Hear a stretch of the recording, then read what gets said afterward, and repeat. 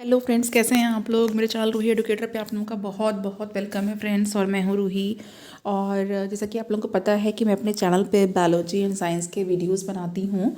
और जितने भी आपके एग्ज़ाम से रिलेटेड जो भी कंटेंट हैं और जो भी सिलेबस है उसके अकॉर्डिंग आपको यहाँ पे सब कुछ मिल जाएगा। ठीक है, KVS का एग्ज़ाम और नवोदय विद्यालय का एग्ज़ाम, DSSB का exam, TGT PGT CU ET, आप जो भी एग्ज़ाम की प्रिपरेशन कर रहे हो ये मेनली उसी के लिए चैनल है। तो देखिए फ्रेंड्स, यहाँ पे जो मैंने प्लांट ग्रोथ एंड डेवलपमेंट का चैप्टर स्टार्ट किया हुआ है लास्ट लेक्चर, और जिसमें कि इंपॉर्टेंट जो भी चीज़ें हैं एग्जाम पॉइंट ऑफ व्यू से वो मैंने डिस्कस की। कौन से क्वेश्चंस आते हैं, उस तरह के जितने भी टॉपिक्स हैं वो सब बता रही हूँ। यहाँ पे अब ऑक्सिन एंड जिब्रेलिन जो प्लांट ग्रोथ हार्मोन थे उनके बारे में बात हो चुकी है, ग्रोथ कर्व के बारे में बात हो चुकी है, और आप मेरा लास्ट लेक्चर देख लीजिएगा। और आज मैं साइटोकाइनेंस के बारे में बताने जा रही हूँ। ओके, और उसके आगे देखते हैं क्या क्या चीज़ें हैं। तो देखिए, जो साइटोकाइनेंस हैं ये क्या है। देखिए, ये भी जो हार्मोन्स होते हैं ये कैसे, सबसे पहले इनका जो डेरिवेशन है यानी किससे डराइव होते हैं वो देखना है। ये एम्यूनोप्योरिन या फिर फेनिल यूरिया, ठीक है, और इनसे ही डेराइव होते हैं। और ये क्या करते हैं, ये साइटोकाइनेसिस को प्रमोट करते हैं। ओके, ये साइटोकाइनेसिस को प्रमोट करते हैं। तो जो अब आपके लिए यहाँ पे क्या है कि इनकी जो डिस्कवरी होती है उसके बारे में थोड़ा पूछा जाता है। जैसे मैंने जिब्रेलिन का बताया था, ओके, किसने डिस्कवर किया और किस फंगस में डिस्कवर किया। तो यहाँ पे देखिए, जो फर्स्ट साइटोकाइनिन था वो ऑटोक्लेव्ड हेरिंग स्पर्म DNA से निकाला गया था या डिस्कवर किया गया था। ओके, ऑटोक्लेव्ड हेरिंग स्पर्म का जो है जो DNA था उससे लिया गया था। जो फर्स्ट नेचुरल साइटोकाइनिन था इसे अनराइप यानी कि जो कच्चा जो मेज़ का ग्रेन होता है, अनराइप मेज़ ग्रेन, जिसे कि जेटिन कहा गया। ओके, जिसे कि जेटिन कहा गया। और ये जो जेटिन था ये 6-हाइड्रो-3-मिथाइल ट्रांस ब्यूटेनिल एमिनोप्यूरिन होता है। ओके, इसका केमिकल जो स्ट्रक्चर है, फॉर्मूला है वो। और ये जो आपका जेटिन है और नेचुरल साइटोकाइनिन है, इसको कैसे ऑब्टेन किया गया इसके बारे में क्वेश्चन एग्जाम में पूछा जा चुका है। और यहाँ पे ये जो कोकोनट मिल्क होता है इसमें ये पाया जाता है, it is found in coconut milk. तो ये जो मेनली जो भी रूट्स होती हैं उनमें पाया जाता है। और ये एंडोस्पर्म जो रीजन है सीड्स के, ग्रोइंग एम्ब्रियोज हैं, और जो fruits and developing shoot birds हैं यहाँ पे ये पाया जाता है। तो आपको इसका जो रीजन है कि कहाँ कहाँ पर ये पाया जाता है, ठीक है, इसको भी ध्यान में रखना है। नाउ नेक्स्ट है यहाँ पे कि जो टोबैको पिथ कल्चर होता है। Okay, tobacco pith culture and जो लीफ सेनेसेंस का जो रिटार्डेशन होता है, एंड जो रेडिश कॉटिलिडन का एक्सपेंशन होता है, ओके, इनको साइटोकाइनिन के बायोएसे के लिए यूज़ किया गया। ओके, नाउ अब हम इसके फंक्शंस के बारे में बात कर लेते हैं। ये सेल डिवीज़न को प्रमोट करता है, ये मॉर्फोजेनेसिस के एसेंशियल है, एंड टिश्यू एंड ऑर्गन में डिफ्रेंशिएशन के लिए है, और सेनेसेंस को डिले करता है। कैसे डिले कर देता है, ये न्यूट्रिएंट्स का मोबिलाइजेशन कर देता है। ओके, उन्हें एक जगह से दूसरी जगह पे घुमाता रहता है। और ये एपिकल डोमिनेंस को ओवरकम कर देता है जो कि ऑक्सिन के द्वारा होती है। यानी कि ऑक्सिन जो होते हैं वो एपिकल डोमिनेंस को प्रमोट करते हैं, लेकिन ये उसको ओवरकम कर देता है। लेकिन ये लेटरल बट के डेवलपमेंट को प्रमोट करता है। ओके, अगर ऑक्सिन है तो वो क्या करेगा, एपिकल डोमिनेंस को कॉज करेगा। एंड जो साइटोकाइनिन है ये लेटरल बट के डेवलपमेंट को प्रमोट करेगा, लेकिन एपिकल डोमिनेंस को ये रोक जो है ओवरकम कर देगा या उसको नहीं होने देगा। नाउ नेक्स्ट है यहाँ पे ये जो सॉल्ट का एक्यूमुलेशन होता है उसको इंड्यूस करता है। ठीक है, जो सेल के अंदर सॉल्ट्स बनते हैं उसके एक्यूमुलेशन को ये बढ़ा देता है, और ये फ्लोएम के ट्रांसपोर्ट को हेल्प करता है। नाउ ये फ्लावर में फीमेलनेस को प्रमोट करता है। नेक्स्ट है यहाँ पे एब्सिसिक एसिड। अब एब्सिसिक एसिड देखते हैं, ये स्ट्रेस हार्मोन भी इसको कहते हैं। ये ग्रोथ इनहिबिटर है, और ये स्ट्रेस हार्मोन भी इसे कहा जाता है। जब ड्रॉट होता है यानी सूखा पड़ता है और कहीं पे पानी का जमाव हो जाता है और जो एडवर्स एनवायरमेंटल कंडीशन होती हैं तो ये जो हार्मोन है ये रिलीज़ होता है। अब इसको आगे देखते हैं। देखिए, यहाँ पे ये जो हार्मोन होता है किसने आइसोलेट किया इसके बारे में जानते हैं। जो तो इसको एडिकॉट ने सबसे पहले आइसोलेट किया था फ्रॉम द कॉटन बॉल्स। जो कॉटन होती है, रुई होती है, उसके बॉल से इसको आइसोलेट किया गया था। और ये बहुत सारे प्लांट्स में पाया जाता है, लेकिन जो क्लोरोप्लास्ट होता है ग्रीन सेल का वहाँ पर ज़्यादातर पाया जाता है। इसे मैवलोनिक एसिड या फिर ज़ैंथोफिल से सिंथेसाइज किया जाता है। ना जो राइस की सीडलिंग्स होती हैं राइस प्लांट की, तो rice seedling growth inhibition test and जो इनिबिशन है अल्फा एमाइलेज सिंथेसिस का, ओके, इन बार्ली एंडोस्पर्म, ये सारे इसके बायोइसी के लिए यूज़ किए गए। तो इसके बायोइसी के लिए भी जो टेस्ट यूज़ किए गए हैं इसको भी याद रखिए। नाउ नेक्स्ट है यहाँ पे इसका फंक्शन। तो फंक्शन इसका क्या है, देखिए ये बर्ड्स में, सीड्स में, अंडरग्राउंड स्टेम्स में डोमेंसी कॉज करता है, इसलिए इसको डोमेन कहते हैं। और ये एब्सिशन को प्रमोट करता है कि फ्लावर एंड फ्रूट्स जो है एब्सिशन हो जाता है उनमें, वो गिर जाते हैं। एंड यहाँ पे जो सेनेसेंस होती है, यानी जो जो प्लांट का एजिंग होता है, बुढ़ापा होता है, ठीक है, लीव्स का जो है वो एजिंग होने लगता है, जड़ता आ जाती है उनमें, उसको प्रमोट करता है। कैसे प्रमोट करता है, ये क्लोरोफिल और प्रोटीन को डिग्रेड कर देता है, ओके, धीरे धीरे कम करने लगता है। एंड ये जो सीड जर्मिनेशन है उसे इनहिबिट करता है, और ये जिब्रेलिन को इनहिबिट करता है। बाय इनहिबिटिंग जिब्रेलिन ये क्या करता है, एमाइलेज फॉर्मेशन को मीडिएट करते हैं। नाउ इसका जो इफेक्ट होता है जिब्रेलिन के एंटागोनिस्ट होता है, वेरी इंपॉर्टेंट है, इसको आपको याद रखना है। इसका जो इफेक्ट है जिब्रेलिन के एंटागोनिस्ट है, और इसका जो इफेक्ट है ग्रोथ प्रमोटिंग वाला, ये हार्मोन ऑक्सिन एंड साइटोकाइनिन को काउंटरएक्ट करता है। नाउ दूसरा है, इसका यूज़ बहुत अच्छा है, ये एंटी ट्रांसपेरेंट के रूप में काम करता है। अगर इसकी बहुत ही कम माइन्यूट क्वांटिटी भी जो है एब्सिसिक एसिड की वो लीव्स पे लगा दी जाए, तो ये स्टोमेटा का पार्शियल क्लोजर कर देती है। यानी जब स्टोमेटा बंद हो जाएंगे तो वाटर का इवेपोरेशन नहीं हो पाएगा, ट्रांसपिरेशन नहीं हो पाएगा, ओके।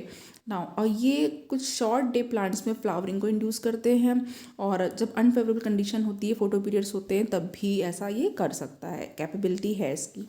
नाउ ये अगर इसका एक्सटर्नल एप्लीकेशन किया जाए स्टेम कटिंग पे, तो ये रूटिंग को इन्हांस कर देता है, बढ़ा देता है।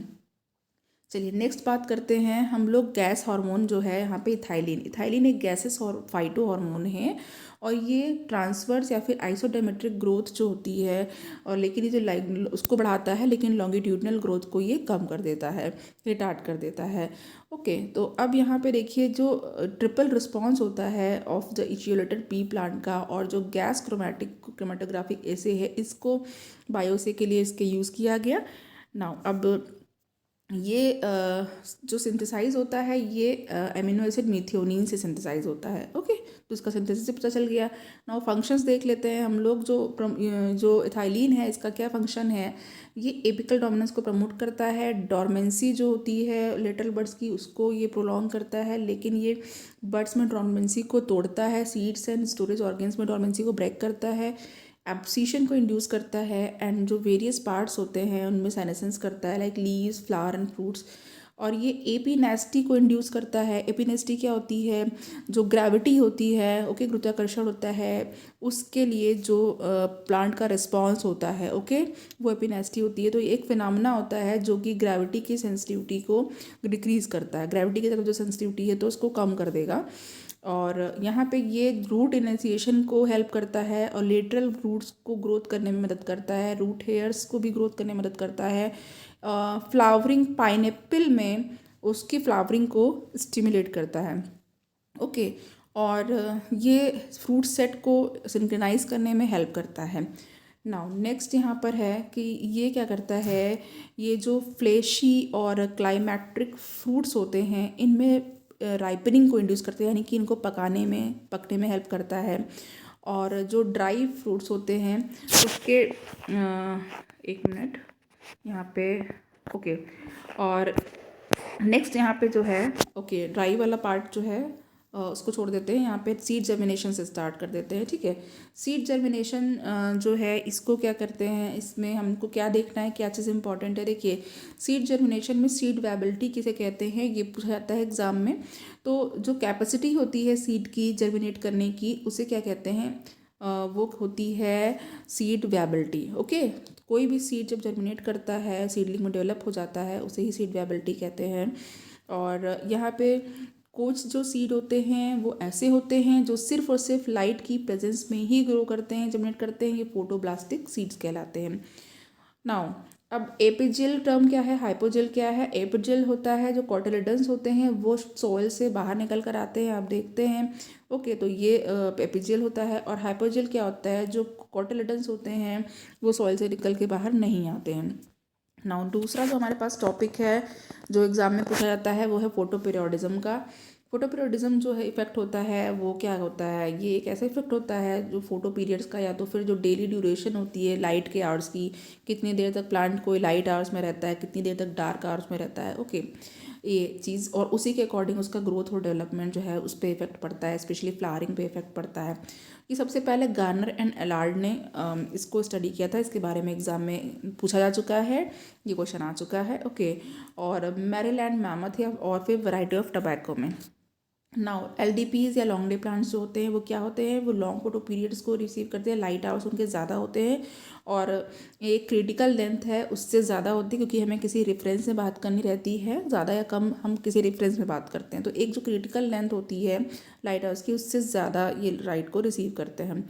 ओके, तो यहाँ पे देखिए इसके एग्जाम्पल देख लीजिए, एग्जाम में पूछे जाते हैं कि इसमें से लॉन्ग डे प्लांट कौन सा है, शॉर्ट डे प्लांट कौन सा है। तो ये हेनबेन है, हायोसैमस नाइजर से कहते हैं, wheat, oat, sugar beet, spinach, radish, barley, larkspur, lettuce. Okay, now अब शॉर्ट डे अगर प्लांट की बात करें, STPs की बात करें, तो इनका जो फोटो पीरियड होता है वो less than critical day length होता है। यहाँ पे जो टोबैको है, निकोशियाना टबैकम, ग्लाइसिन मैक्स यानी सोयाबीन है, ज़ांथियम स्ट्रोमेरियम है सॉरी, ये क्या है, कॉकलबर है, कैनाबिस सैटिवा। ओके, कैनाबिस जो होता है। और यहाँ पे डे न्यूट्रल प्लांट्स के बारे में देख लेते हैं। जो डे न्यूट्रल प्लांट्स हैं इनको DNPs भी कहते हैं शॉर्ट में। ये इनवेरेबल होते हैं, डे लेंथ इनकी में इनवेरेबल होती है, और ये जिसके जो फ्लावर्स होते हैं वो सेम टाइम पर और अंडर जो जितनी भी डे लेंथ होती है उसी के अकॉर्डिंग ये जो है रिस्पॉन्स देते हैं। तो देखिए Cucumis sativus, Gossypium and Pisum sativum. Okay, ये सारे प्लांट हैं इसके अंडर में आते हैं। नाउ अब लॉन्ग शॉर्ट डे प्लांट है, इसका एग्जाम में पूछा गया था फ्रेंड्स। तो और लॉन्ग शॉर्ट डे प्लांट्स क्या होते हैं, इसमें लॉन्ग फोटो पीरियड्स होता है फ्लोरल इनिशिएशन के लिए, एंड शॉर्ट फोटो पीरियड्स होता है ब्लॉसमिंग के लिए, कोई फ्लावर को ब्लॉसम करने के लिए। नाउ जो ये प्लांट होते हैं इनमें जो फ्लावर होता है वो समर और ऑटम के बीच में होता है। ओके, नाउ ब्रायोफिलम जिसे अजूबा भी कहते हैं, सिस्टम, ये इसका एग्जाम्पल है। इंटरमीडिएट डे प्लांट जो होता है ये क्या होता है, इसमें एक डिफरेंट टाइम पीरियड जो होता है उसी के बीच में ही ये लाइट जो आवर्स होते हैं उसके बीच में ये रेंज करते हैं। नाउ जो फ्लावरिंग होती है ये इस रेंज के ऊपर और बिलो जो है नहीं हो पाती है। तो वाइल्ड किडनी बीन्स इसका एग्जाम्पल है। Now short long day plant जो होते हैं इनमें जो शॉर्ट फोटो पीरियड्स होता है वो रिक्वायर होता है फ्लावरिंग के लिए, एंड जो लॉन्ग फोटो पीरियड होता है वो ब्लॉसमिंग के लिए होता है। ओके, तो कैम्पेन्यूला मीडियम ये इसका एक एग्जाम्पल है। नाउ वनलाइजेशन क्या होता है, वनलाइजेशन पे एग्जाम में क्वेश्चन पूछा जा चुका है फ्रेंड्स। तो देखिए जो वनलाइजेशन होता है ये एक ऐसा प्रोसेस होता है जिसमें कि जो जुवेनाइल होता है या वेजिटेटिव फेज होता है वो शॉर्ट हो जाता है, शॉर्टनिंग होती है उसकी, एंड ये जो फ्लावरिंग को तेज़ करता है by the previous cold treatment. Now तो अब जो वनलाइजेशन होता है इसमें कोल्ड ट्रीटमेंट मेनली करते हैं। तो जो विंटर वेराइटीज़ होती हैं वो स्प्रिंग को ट्रांसफ़र होती हैं या फिर समर वेराइटीज़ में ट्रांसफ़र हो जाती हैं। नाउ अब जो साइट होती है वनलाइजेशन की वो क्या होती है, एपिकल मेरिस्टेम होती है या तो फिर मेरिस्टेमेटिक सेल्स होती हैं, like shoot tips, embryo tips and root apex. यहाँ पे ये जो है वर्नलाइजेशन का काम किया जाता है। तो जब वर्नलाइजेशन हो जाता है तो जो फ्लावरिंग हार्मोन होता है उसे कहते हैं वर्नैलिन, वो बन जाता है, वो फॉर्म्ड हो जाता है। और इस वर्नैलिन को रिपोर्ट किसने किया था, किसने देखा था, मेल्चर्स ने देखा था। ये आपको याद रखना है, ये भी एग्जाम में पूछा जा चुका है, वर्नैलिन एंड उसको रिपोर्ट करने वाला जो है।